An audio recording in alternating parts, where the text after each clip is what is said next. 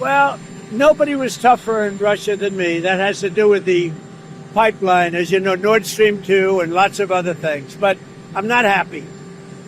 I'm not happy. I'm not happy about the whole situation.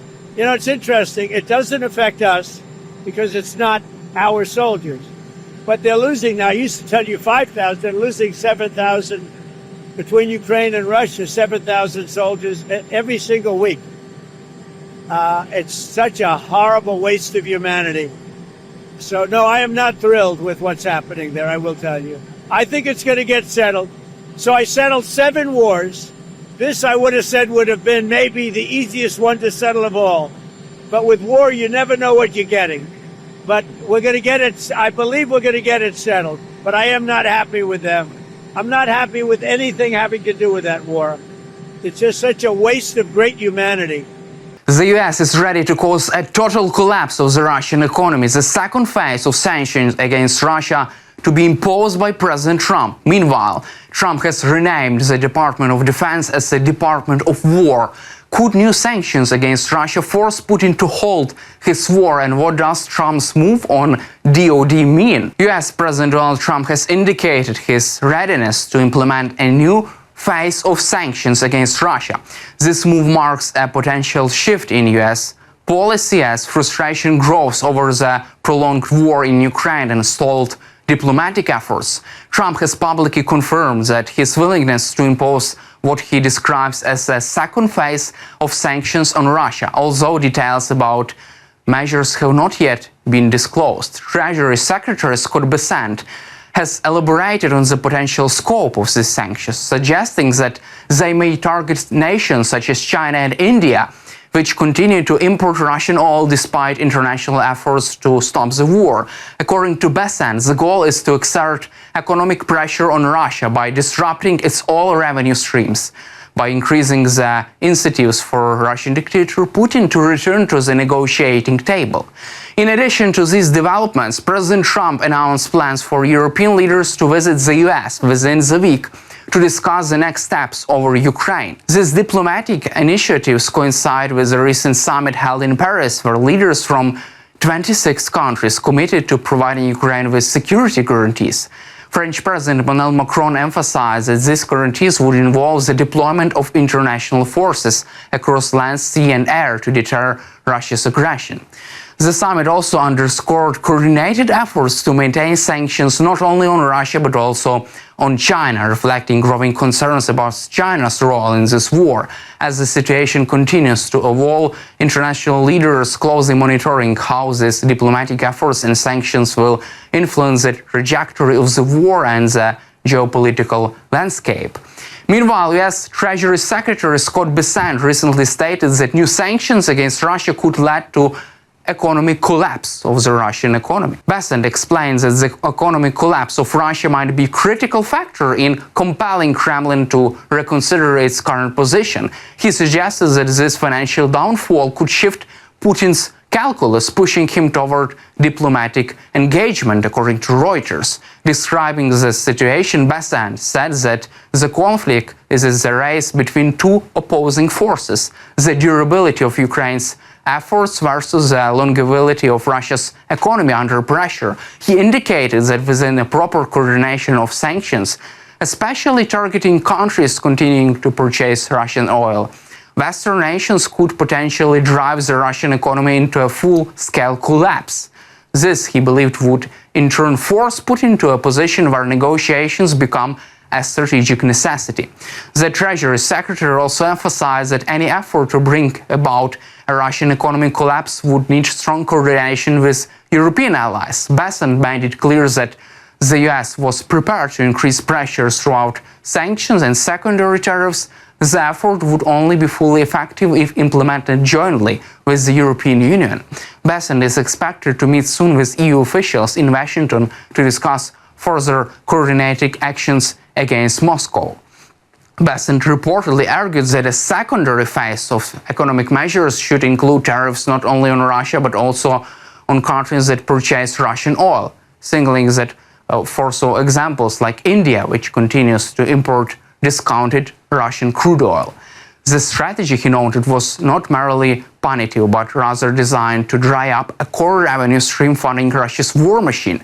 Times of India and The Guardian confirmed US officials are exploring the possibility of widening the sanction net, possibly even threatening tariffs on nations that indirectly support Moscow's energy exports. The Secretary's comments also appear to align with broader messaging from the White House, where President Trump has indicated his willingness to move forward with this so-called second phase of sanctions on Russia. According to Reuters' article published Sunday, the administration is actively reviving new economic tools that could apply pressure on Putin's government and restrict Russia's economic interactions globally. Moreover, a Reuters Ipsos poll also found that 62% of Americans support this approach, imposing penalties on countries that help fund Russia's war economy by purchasing its energy exports. Meanwhile, in an editorial published by The Washington Post on August 2nd, columnist Meghan McArdle makes a compelling case for crucial escalation in sanctions strategy to impose secondary sanctions on a third-party nations that continue to buy Russian oil. This approach is essential to applying maximum pressure on Russia and cutting off the lifeblood of its war machine. Russia's war economy depends heavily on oil revenues, which fund its military operations in Ukraine. Despite Western sanctions targeting Russian oil exports, countries such as India and China have stepped up in buying crude oil at discounted rates, significantly mitigating the intended economic impact. According to the editorial, India and China export approximately 85% of Russia's oil, with India alone purchasing nearly 34% and China around 47%. The ongoing purchases have allowed Russia to sustain war against Ukraine. McArdle points out that without targeting these buyers, sanctions will fall short of their goal. Quote, "Secondary sanctions on these countries are the next logical step. Without them, Moscow will continue to find buyers willing to undercut the impact of Western policies." Moreover, an editorial highlights a shift in tone and approach under the Trump administration right now.